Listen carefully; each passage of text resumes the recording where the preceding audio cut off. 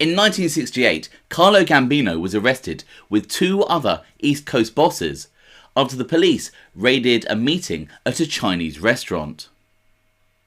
Most people are familiar with the disastrous mob summit at Apalachin in 1957, and a fair number know about the mob bosses arrested at the Stella Restaurant in 1966. But few rarely discuss the high-level meeting at the House of Chan restaurant in Manhattan in 1968, where three sitting Cosa Nostra bosses and other significant gangsters were pinched, including the mysterious Thomas Masotto. Let's check it out.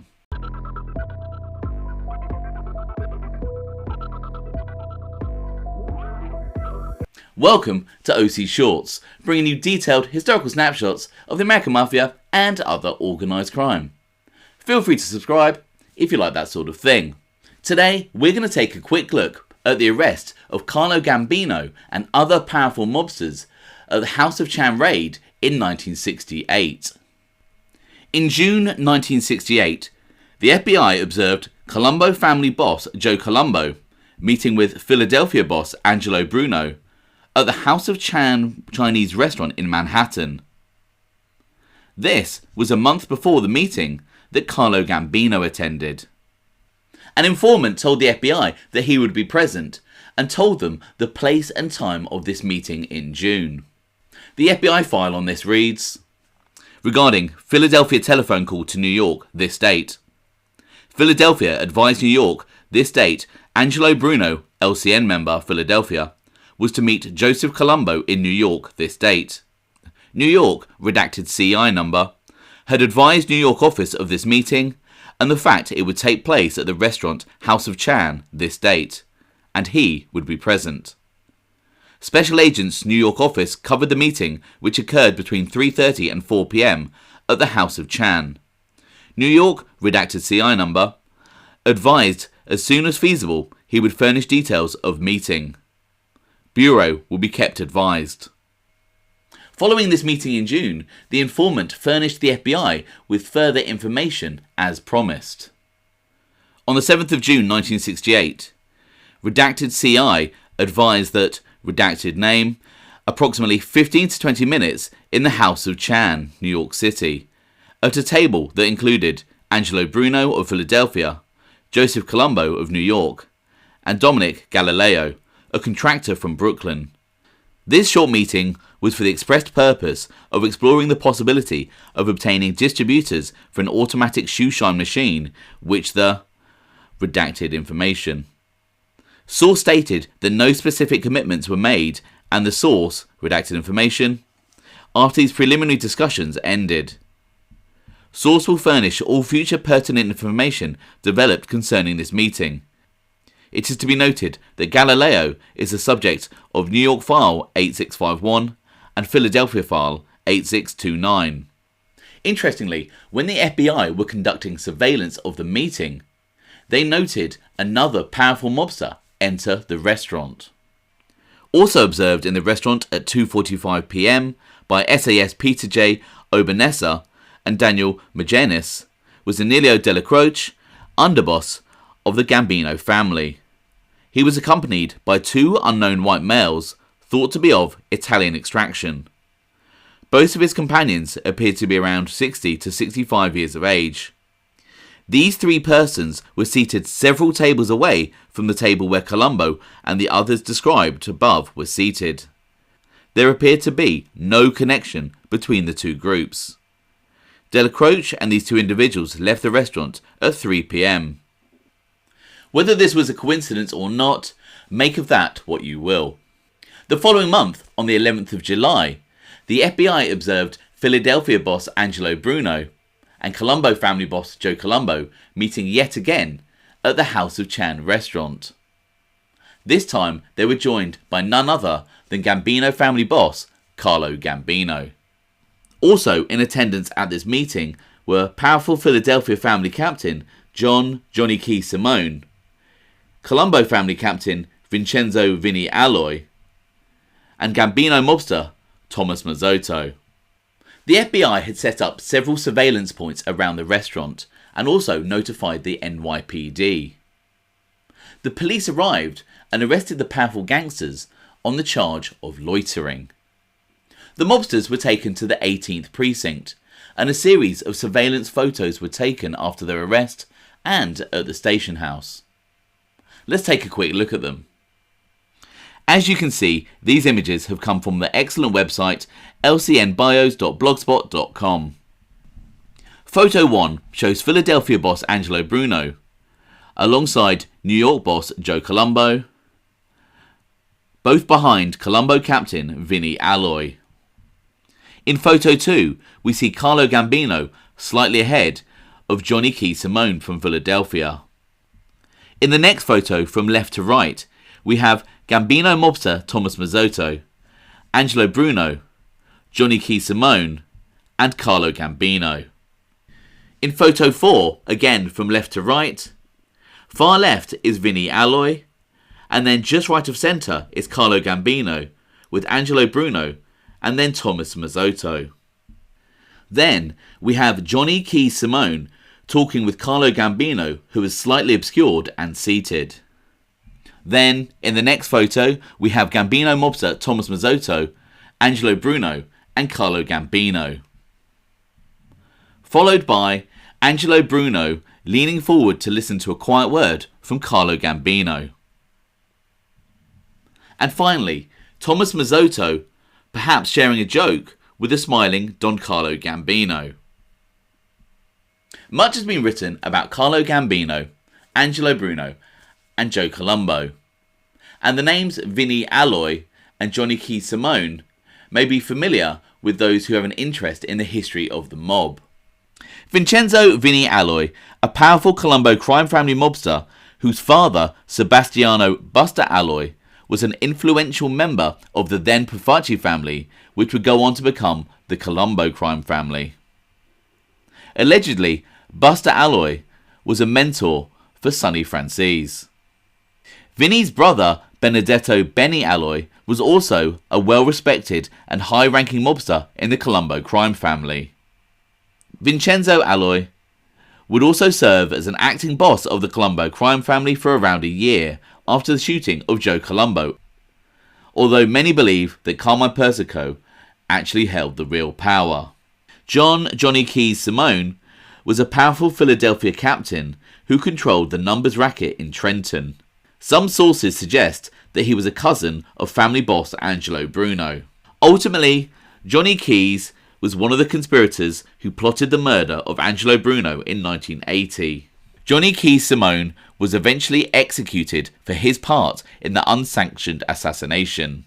His killing was approved by the commission and the responsibility given to Sammy Gravano, who arranged Johnny Key's kidnapping and murder, with Louie Milito pulling the trigger. Johnny Key's murder is covered in detail on Gravano's channel and the book Underboss. But who was Thomas Masotto, the remaining mobster arrested at the House of Chan raid? Thomas J. Masotto was born on July 8, 1907, and many sources have him listed as a first cousin of Carlo Gambino. Thomas Masotto was born in Italy and came to the US as a young boy. He married Evelyn Cropper in 1930 when he was 22 years of age. He became a butcher by trade and owned a meat market in Brooklyn. He was also partnered with his cousins Paul Castellano and Carlo Gambino in several other meat market ventures. Masotto was also believed to have been closely associated with Carmine Lombardozzi from the Gambino family and also Johnny Dio Diaguardi from the Lucchese's. Thomas Masotto was a low-key mobster with very few arrests in his criminal career. It is unclear when Masotto was inducted into the crime family that now bears Gambino's name, but it appears that he was in the crew of his cousin Paul Castellano. And when Paul Castellano became acting boss for a brief period in the late 1960s, some sources suggest that Thomas Masotto became acting captain for Paul Castellano's crew. It is alleged that Thomas Masotto also ran a stolen weapons ring. In November 1959, Thomas Masotto was arrested by the police after they identified him as being a key figure in what was being called the Brownsville Arsenal Gang. The Brownsville Arsenal Gang was allegedly one of the biggest suppliers of weapons to the underworld. One newspaper wrote of Masotto's arrest, "The prisoner was Thomas Masotto, 52, who lives in a $50,000 lakefront home at 103 Long Pond Road, at Wasting, New Jersey. In the culmination of an intensive investigation by members of the District Attorney's Racket Squad under Chief Investigator Walter Buchbinder, Brooklyn West detectives under Inspector Raymond V. Martin, and members of the Brooklyn West Homicide Squad, he was arrested at 1 p.m. yesterday as he sat behind the wheel of his car at Flatbush at Atlantic Avenues." The previous year, in 1958, a shipment of weapons had been stolen from the Greenwich Village waterfront. And one of these stolen weapons was used in the unsolved murder of Frankie Shots Abademarco, a captain in the then Profaci family, who had Joey and Larry Gallo in his crew, allegedly alongside Carmine Persico. As one paper reported, 2 men masked with red handkerchiefs opened fire as the 59-year-old racketeer, who once boasted that he was the biggest policy banker in Brooklyn, stepped out of a bar at 256 4th Avenue, Brooklyn. Wounded, he staggered back inside, pursued by the killers, who pumped a total of 8 bullets into his body. The gun dropped by one of the executioners as they fled proved to be another from the stolen shipment. Thomas Masotto was linked to this weapon after an undercover rackets agent purchased a .38 caliber gun from an underworld source, and this weapon was also from the stolen shipment. Through 2 other individuals, these guns were both traced back to Masotto. But ultimately, Thomas Masotto was never convicted of supplying any weapons. In Philadelphia in 1966, Masotto was spotted having lunch with Angelo Bruno and Vinnie Aloi.